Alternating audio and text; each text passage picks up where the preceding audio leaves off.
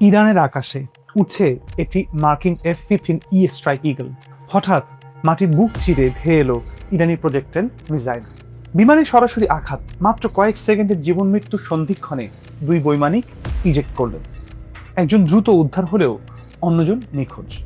তিনি একজন কর্নেল। শুরু হলো তাকে ফিরে পাওয়ার অসম এক লড়াই।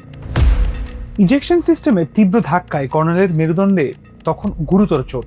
তিনি ল্যান্ড করলেন ইরানের এক শুষ্ক আর দুর্গম পাহাড়ি এলাকায়। শত্রুবেষ্টিত সেই অঞ্চলে তার একমাত্র হাতিয়ার ছিল মার্কিন সার্ভাইভাল ট্রেনিং। দিনের বেলা পাথরের ঢাল আর ঝোপঝাড়ের আড়ালে পাথরের মতো স্থির হয়ে থাকতেন তিনি, যাতে ড্রোনের চোখে ধরা না পড়েন।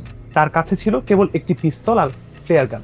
ওদিকে ইরান সরকার স্থানীয়দের পুরস্কারের লোভ দেখিয়ে পুরো এলাকায় তল্লাশি শুরু করলো। সোশ্যাল মিডিয়ায় দেখা গেল ডজন ডজন মানুষ পাহাড় চষে বেড়াচ্ছে। ইরানি সামরিক বাহিনীর কনভয় তখন কর্নেলের একদম হাতে নাগালে। ডোনাল্ড ট্রাম্প পরে বলেছিলেন, শত্রুরা প্রতি ঘন্টায় সেই সাহসী যোদ্ধার আরো কাছে আসছিল। কর্নেল তখন একা, আহত এবং চারপাশ থেকে ঘেরাও। ঠিক শেষ মুহূর্তে খেলায় নামলো CIA। তারা ইরানকে বিভ্রান্ত করতে মিথ্যা খবর ছড়ালো যে পাইলটকে অন্য কোথাও পাওয়া গেছে। ইরান যখন সেদিকে ছুটলো, সেই সুযোগে 7,000 ফুট উচ্চতার এক বিপজ্জনক রিজ লাইনে অতর্কিত নামলো নেভি সিল টিম 6। আকাশ থেকে তখন সুরক্ষা দিচ্ছিল MQ-9 রেপার ড্রোন আর যুদ্ধ বিমান। মুহুর্মুহু গোলাগুলির মাঝেই কর্নেলকে টেনে তোলা হলো উদ্ধারকারী বিমানে। কিন্তু মিশন শেষে দেখা গেল দুটি MC-130 যে বিমান মাটিতে আটকে গেছে।